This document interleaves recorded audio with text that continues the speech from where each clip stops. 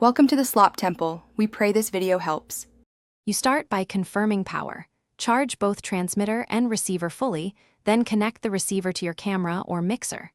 Once done, power the receiver and choose the correct input type so levels show on your device. Now put the transmitter into pairing mode and press the receiver's sync or match button, hold, until LEDs indicate success. This step creates the wireless link. Do it first to avoid dealing with intermittent audio later. Make sure you watch signal lights as you proceed. Next, you optimize audio and placement.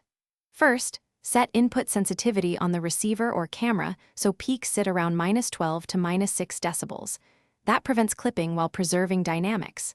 Then position the lavalier or handheld about 6 to 8 inches from the mouth and secure it to avoid clothing noise. Meanwhile, scan available RF channels and pick a clear one. If you hear dropouts, move to another channel. These choices control clarity and reliability for the entire recording. To finish, perform a short test recording and listen back. Check for hiss, dropouts, handling noise, and consistent levels. Make adjustments to mic placement or gain as needed, and confirm the mute function works so you can cut audio quickly. Always have spare batteries and a backup channel ready. If interference happens, move the transmitter away from metal or wireless devices, switch channels, or add ferrite clamps to cables. That often solves RF problems quickly and keeps your session rolling.